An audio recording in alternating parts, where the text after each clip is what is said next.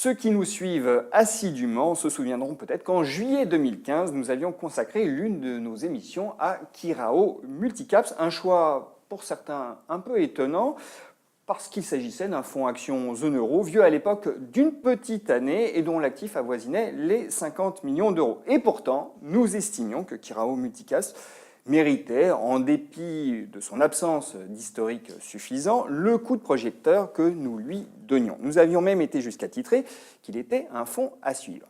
Pourquoi ?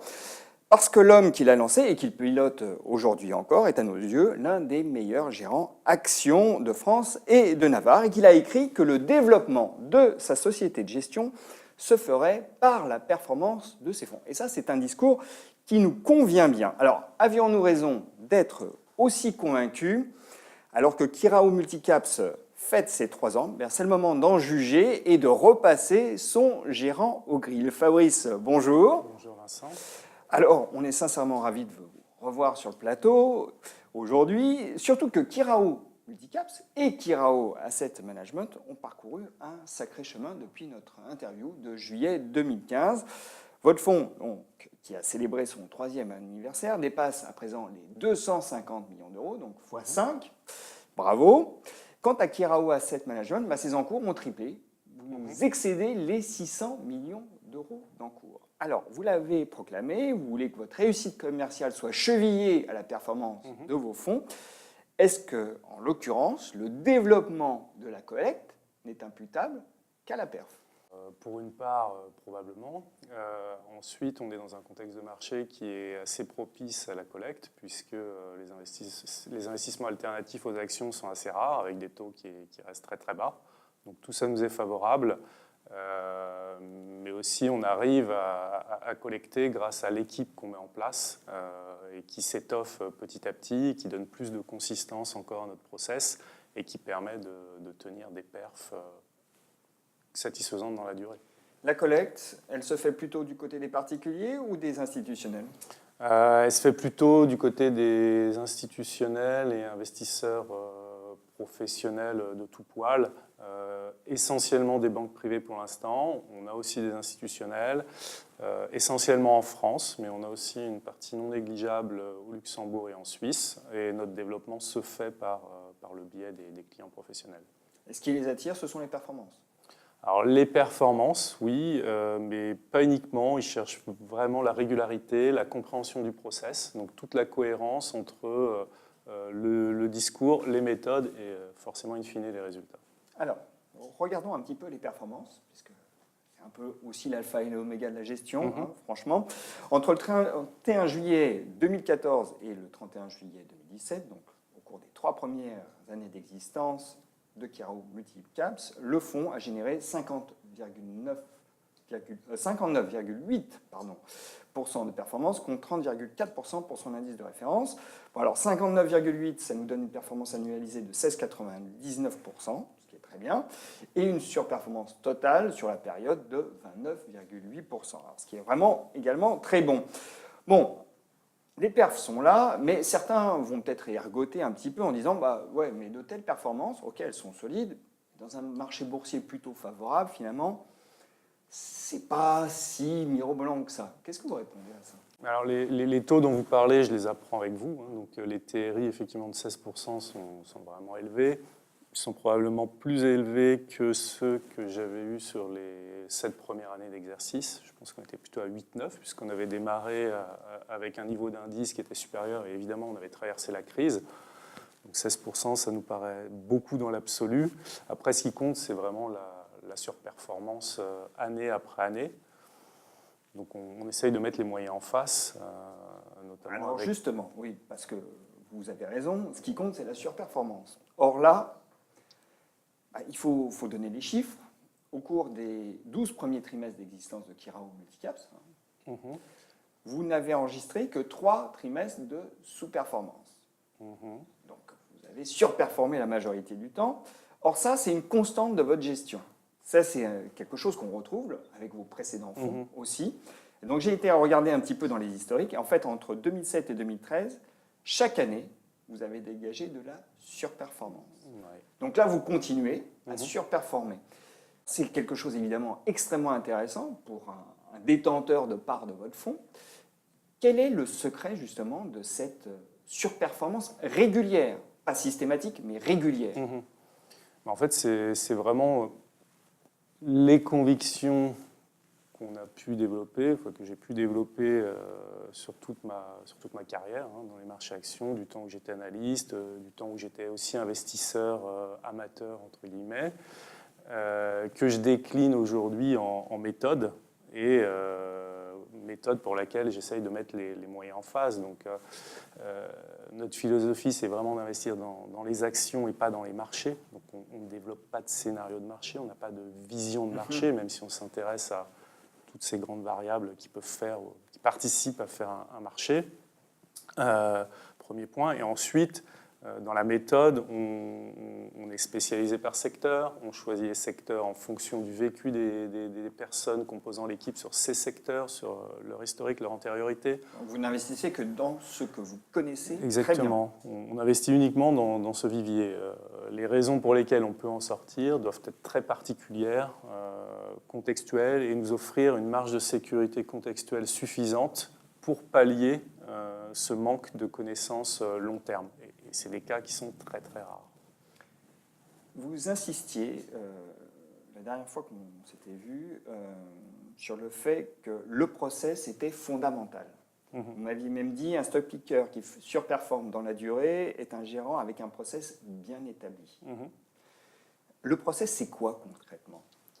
Le process, c'est ce que je viens de dire en fait. Hein. C'est vraiment une philosophie qui est ancrée au plus profond de nous et qui fait que ce qu'on va dérouler comme méthode de travail ne pose pas question. C'est-à-dire que c'est à ce niveau-là, en fait, on doit être dans la quasi-évidence. Autant dans l'investissement, on n'est jamais dans l'évidence, autant dans l'organisation du cadre de travail qui nous permettra d'avoir des idées d'investissement, ça doit être de l'ordre de l'évidence. Ça ne veut pas dire qu'on ne se questionne pas de temps en temps, mais c'est une machine qu'on fait dérouler, qu'on déroule. Alors soyez concret. Concrètement, c'est avoir quelques certitudes, comme le fait qu'on ne peut pas avoir de valeur ajoutée sur tout, qu'il faut donc accepter de réduire l'opportunisme à un certain degré. Le terrain de jeu va être réduit à 200 sociétés chez nous, là où sur la zone européenne, il y en a des milliers. Ça va être d'embaucher des personnes qui vont être spécialisées, qui vont être très qualifiées. Voilà, ça va être d'avoir notre propre tempo, donc de résister à beaucoup de tentations extérieures. Voilà, c'est ça le process. Est-ce que l'un des secrets de votre réussite, c'est pas aussi d'avoir une approche de l'investissement très, très codifiée, très pensée, très analytique, qui se résume par un triptyque dont on a déjà parlé dans des précédentes émissions, qui est le triptyque rupture, management, valorisation. Rupture, solidité, valorisation. Alors, j'ai appelé ça comme ça. Oui, c'est important parce que là, je vous ai donné vraiment le cadre, je dirais, tangible et perpétuel.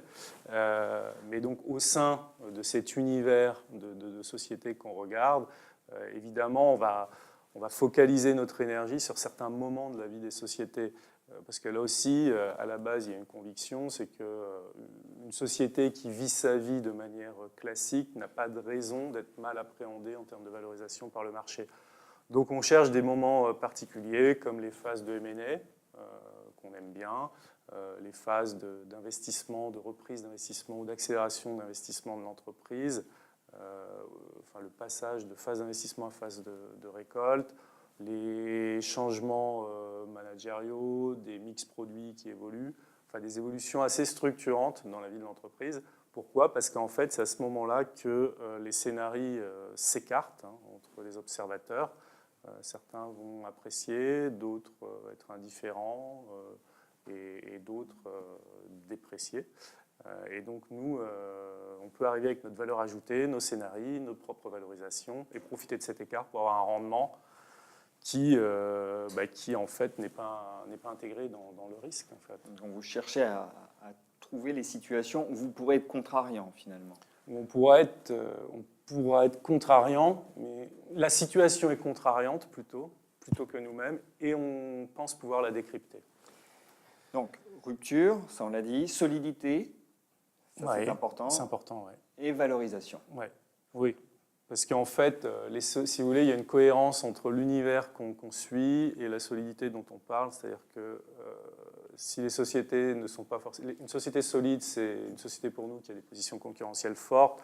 Si elle ne les a pas, ou pas tout à fait comme on le souhaiterait, le travail qu'on fait du fait qu'on est sur un vivier fini solidifie l'ensemble, et une rupture sur une société solide a plus de chances de vous faire sortir par le haut. Vous avez insisté, Fabrice, sur la nécessité tout de même de finalement générer votre propre analyse financière. En tout cas, vous l'avez exprimé implicitement. Or, je sais que l'analyse financière est capitale pour vous. Mais en même temps, aujourd'hui, vous vous développez, votre fonds voit ses encours augmenter. Est-ce que vous n'avez pas envie de faire en sorte que les biais qu'il peut présenter, puisque vous vous limitez au secteur que vous connaissez bien, diminuent un petit peu en renforçant votre pôle d'analyse financière? Oui, absolument. Donc là, on vient de recruter une personne supplémentaire, Thomas Alzueta, qui va nous aider en suivant le secteur des biens d'équipement, donc à l'échelle européenne. C'est un secteur, donc c'est une personne qui a 10 ans d'expérience en analyse sell-side sur des valeurs industrielles. C'est des sociétés que je suivais pour une part, notamment sur le segment ferroviaire, et puis quelques autres. Vous aviez signé beaucoup. Oui, absolument. Avec Fevlet notamment. Fevlet notamment, Alstom, qui ne se comporte pas trop mal, de la chaux dans le passé, Ansaldo aussi. Donc oui, on l'a pas mal écumé à l'échelle européenne, ce secteur.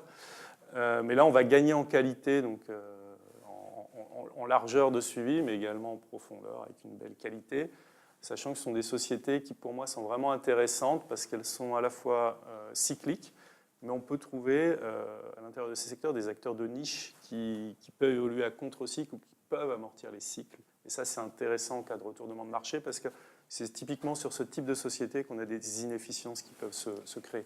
D'ailleurs, la dernière fois qu'on s'était vu, je me souviens que vous m'aviez dit « j'aimerais qu'on soit plus efficient dans le traitement des recoveries ». C'est vrai. Est-ce que, au cours de ces 2 ans écoulés, vous avez justement amélioré vos process en la matière? Justement, la venue, je dirais, l'élargissement de l'équipe fait que ce sera plus facile de traiter ce genre de cas. Pourquoi ? Parce que, en fait, en tant que gérant, les points difficiles pour travailler avec une équipe d'analystes, c'est la confiance qu'on accorde à ses équipiers. Donc, moi, j'ai une grande confiance sur les secteurs qu'ils suivent, évidemment. En revanche, sur les recoveries, ce sont des sujets plus sensibles. Et donc là, la quantité de travail à faire est grande, et sachant que ça nous fait potentiellement sortir de nos secteurs, puisqu'une recovery est une recovery indépendamment du secteur d'appartenance. Et il faut savoir déléguer encore plus de confiance, parce que souvent, c'est des situations plus fines où vous pouvez moins facilement déléguer. Donc en fait, le temps que me donnent les analyses supplémentaires en élargissant le suivi, en suivant mieux, moi, je vais pouvoir l'attribuer à ce genre d'études de situation qui, en plus, m'intéressent. Donc, le renforcement de l'équipe, ça sera moins de biais sectoriels tout de même? Un petit peu, oui. Un petit peu moins. Hein, puisque vous interveniez déjà dans les biens d'équipement, notamment dans le secteur ferroviaire. OK, plus de profondeur, d'analyse, et donc plus d'idées.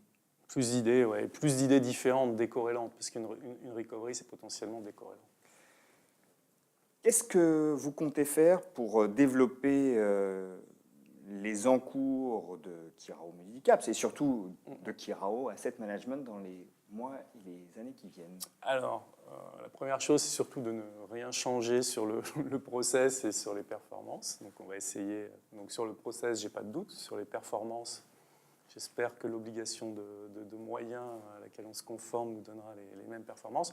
Et ensuite, on a recruté en avril 2017, donc c'est tout récent, notre responsable commercial sur la clientèle institutionnelle et banque privée, qui s'appelle Armand Boissier, qui a une belle expérience cette activité et qui nous aide beaucoup à développer voilà, nos encours. Donc, on a travaillé grâce à lui nos référencements sur tout ce qui est plateforme d'assurance vie notamment. Et donc là, on élargit vraiment notre clientèle sur des plus gros institutionnels, des plus grosses banques privées. Donc tout ça va finir par payer, je l'espère. En tout cas, ils ont l'air à l'écoute. Oui, pour l'instant. Pour l'instant. Bah, écoutez, on verra ce qu'il en sera. Alors, on termine cette émission consacrée à Kirao Multicaps et à son développement à l'instant. Cela dit, je précise qu'on va tourner quelques bonus, parce que quand on a un stock picker, c'est aussi pour qu'il parle de valeur, et on se retrouve très vite. Fabrice, merci. Merci Vincent.